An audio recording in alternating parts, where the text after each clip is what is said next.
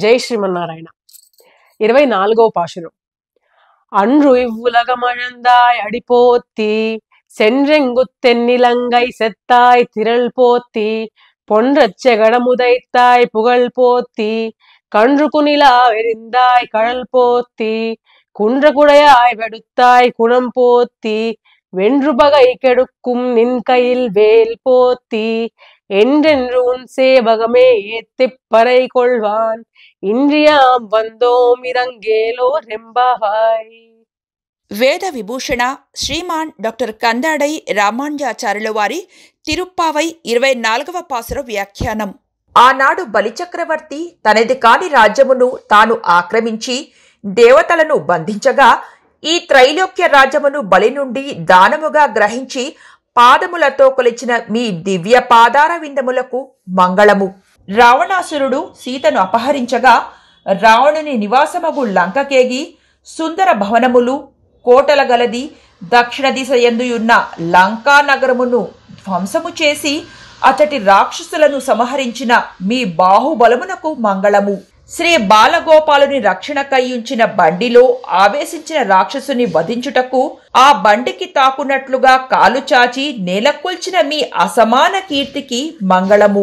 దూడ రూపముతో వచ్చి ఉన్న రాక్షసుడు దారిలోనున్న కపిత్తాసురుడు అనగా వెలగ చెట్టు నీకు కీడు చేయ సంకల్పించి రాగా దానిని తెలిసిన నీవు వత్సాసురుని ఒడిసెలరాయి విసిరినట్లుగా వెలగ చెట్టు పైకి విసిరినప్పుడు ముందు వెనుకలకు వంచి ఉంచిన మీ దివ్య పాదములకు మంగళము. ఇంద్రుడు తన యాగమును భంగపరిచినందుకు కోపించి రాళ్లవాన కురియగా గోపాలులను గోవులను కాపాడుటకు గోవర్ధన పర్వతమును గొడుగుగా నెత్తిన మీ వాత్సల్యమునకు మంగళము. శత్రువులను సమూలముగా నశింపచేసి విజయమును తెచ్చిపెట్టు నీ చేతిలోని వేలాయుధమునకు మంగళము. ఈ విధంగా నీ పలు వీరచరితములను నోరారా స్తుతించి మా నోమునకు కావలసిన పర గైకొనుటకు ఈనాడు వచ్చి ఉన్నాము. మమ్ము అనుగ్రహింపుము. ఈ పాసురము మంగళాశాసన పాసురమని ప్రసిద్ధి. గోపికలు కోరినట్లుగానే శ్రీకృష్ణ భగవానుడు శయ్యా మందిరము నుండి సభా మందిరమునకు నడచి వచ్చి సింహాసమున కూర్చెనెను. అప్పుడు ఎర్రబారి కందిన అతని పాదములను చూసిన గోపికల హృదయము కలత చెందింది. ఆ స్వామికి క్షేమము శుభము కలుగవలేనని మంగళము పాడుచున్నారి పాసురమున. అమంగళములు తొలగి మంగళములు కలగవలేనని కోరుటను మంగళాశాసనమందురు. ఇది చూచుటకు ఇతరులకు పిచ్చి పని వలె కనిపించును. కాని విశిష్టాద్వైత సిద్ధాంతమున ఇది అత్యంత ముఖ్య కార్యము. ఆచార్యులు శిష్యులను స్వీకరించుట భగవద్మంగళ శాసనపరుల అభివృద్ధి కొరకేనని శ్రీవచన భూషణమున నిశ్చయింపబడింది.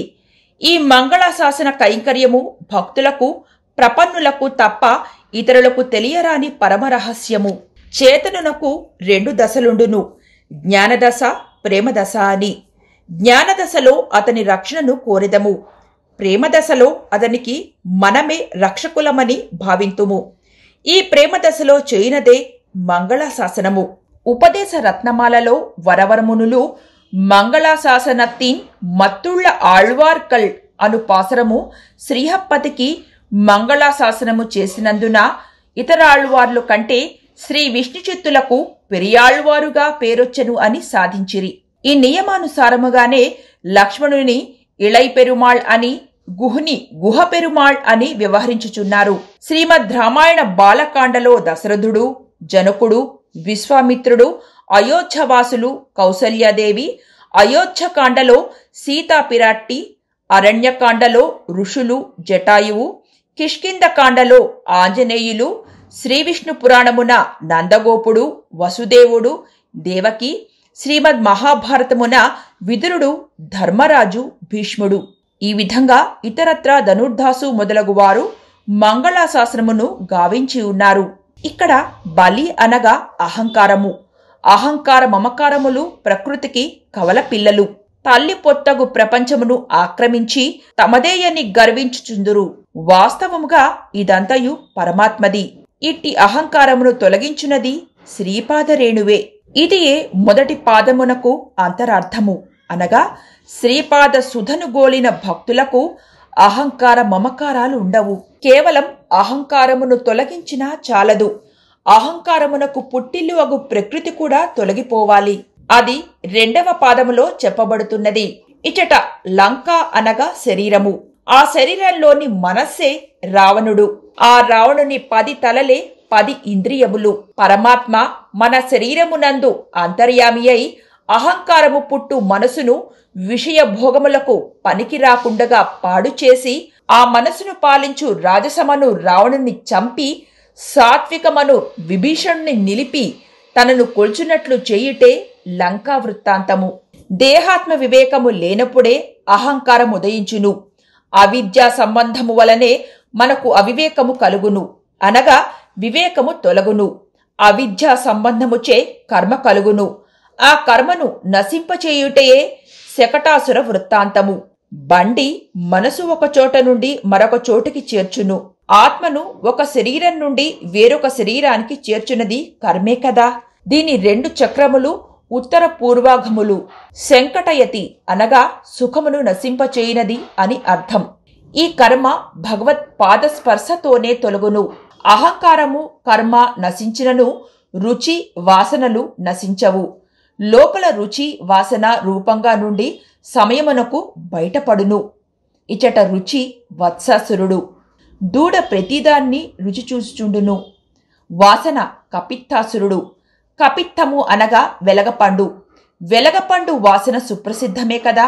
మొదట రుచి తరువాత వాసన నశింపవలేను, అనగా రుచితో వాసన తొలగవలేను. వత్సాసురునితో కపిత్తాసురుని సంహరించుటలోని ఆంతర్యము ఇదే. ఇక గోవర్ధనముని ఎత్తుటలోని ఆంతర్యం దేవేంద్రుడు కురిపించిన రాళ్లవాన, అనగా విషయ వ్యామోహం. ఒక్కొక్క రాయి ఒక్కొక్క ప్రాణిని చంపును.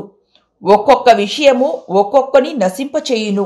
విషయ వ్యామోహము నశింపచేయకుండా వలేననగా గోవర్ధనమెత్తవలేను. గోవర్ధనమెత్తుట అనగా గోవు అనగా వాక్కు, వర్ధనము అనగా పెంచుట. వాక్కుని పెంచుట అనగా రాముడును నేను, కృష్ణుడను నేను అనడి భావము తొలగి ప్రతి పదము శరీరము వరకు మాత్రమే కాక ఆత్మ వరకు వెళ్ళవలేను. అటు నుండి పరమాత్మ వరకు వెళ్ళవలేను, అనగా ప్రతి వస్తువునందు ప్రకృతి, జీవుడు, పరమాత్మ ఉందురు. రాముడు అనగా రామరూప శరీరంతో చేరియున్న ఆత్మకు అంతర్యామి అయిన పరమాత్మ అని అర్థం. ఈ విధంగా వాక్కునకు అర్థమును పరమాత్మ వరకు తెలుపుటయే గోవర్ధనమెత్తుట. ఈ విధంగా పరమాత్మ వరకు తెలిసినవాడు విషయ వ్యామోహము తనకు తానుగానే నశించును, అనగా హాని చేయజాలదు. ఇదే గోవర్ధన వృత్తాంతము. శ్రీకృష్ణుడు భగవానునిగానే కాక ఆచార్యునిగా కూడా ఉపదేశము చేసెను కదా. కావున శ్రీకృష్ణుని చేతిలోని వేలాయుధము ఆచార్యునికి ఉపదేశముద్ర.